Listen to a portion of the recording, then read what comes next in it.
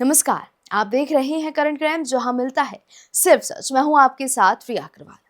आज की इस रिपोर्ट में हम बात करेंगे उन्नाव रेप केस की। एक ऐसा मामला जिसने देश की न्याय व्यवस्था, राजनीति और पीड़ितों की सुरक्षा व्यवस्था पर बार बार गंभीर सवाल खड़े कर दिए हैं। दिल्ली हाई कोर्ट के ताजा फैसले ने एक बार फिर इस केस को सुर्खियों में लाकर खड़ा कर दिया है।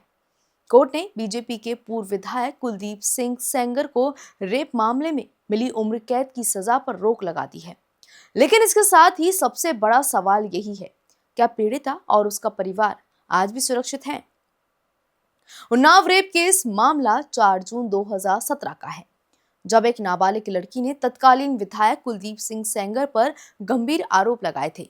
इस केस में आगे चलकर पीड़िता के पिता की पुलिस हिरासत में मौत हो गई, गवाहों पर हमले किए गए और एक भीषण सड़क हादसा जिसमें पीड़िता गंभीर रूप से घायल हो गई ने पूरे देश को एकदम झकझोर कर रख दिया था।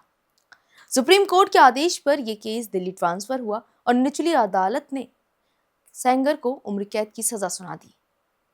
अब बात करते हैं दिल्ली हाई कोर्ट के हालिया फैसले की।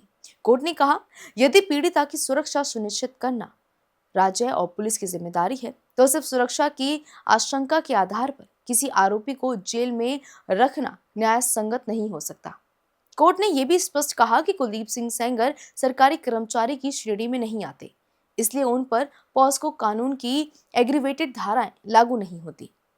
इस आधार पर उनकी सजा को साधारण रेप की श्रेणी में डाल दिया गया, जिससे न्यूनतम सजा 7 साल की हो गई। सेंगर पहले ही करीब 7 साल 5 महीने जेल में बिता चुके हैं। इसी आधार पर उनकी उम्र कैद की सजा पर रोक लगाई गई। अब बात करते हैं पीड़िता की सुरक्षा और सबसे संवेदनशील मुद्दे पर, पीड़िता और उसके परिवार की सुरक्षा। पीड़िता और उसके परिवार का कहना है कि उनकी जान को आज भी गंभीर खतरा है। हम आपको याद दिला दें कि पीड़िता के पिता की संदिग्ध परिस्थितियों में मौत, गवाहों पर हमले, वकील के खिलाफ जानलेवा हमला और खुद पीड़िता का सड़क हादसे में गंभीर रूप से घायल होना, ये सभी घटनाएं सुरक्षा व्यवस्था पर बड़े सवाल खड़े करके रख देती हैं। इस सुरक्षा और न्याय की मांग को लेकर पीड़िता ने दिल्ली के इंडिया गेट पर विरोध प्रदर्शन भी किया था, लेकिन आरोप है कि पुलिस ने प्रदर्शन कर रही पीड़िता और उनके साथ मौजूद लोगों के खिलाफ सख्ती दिखाई। इस पर कई सामाजिक कार्यकर्ताओं और मानवाधिकारों संगठन ने भी सवाल उठाए। पहला, क्या एक पीड़िता के साथ ऐसा व्यवहार न्याय संगत है? दूसरा, क्या कानून व्यवस्था पीड़ितों के प्रति संवेदनशील है? अब पीड़िता इस फैसले को सुप्रीम कोर्ट में चुनौती देने के लिए एकदम तैयार है। वहीं ये मामला सिर्फ एक व्यक्ति या एक केस तक सीमित नहीं रहा। ये सवाल उठाता है पॉस्को कानून की व्यवस्था पर, राजनीतिक प्रभाव पर और सबसे बड़ा सवाल, पीड़ितों की सुरक्षा और सम्मान पर। उन्नाव रेप केस हमें याद दिलाता है कि न्याय सिर्फ सजा देने का काम नहीं करता, बल्कि पीड़ितों को सुरक्षा, सम्मान और भरोसा देने की भी प्रक्रिया होती है।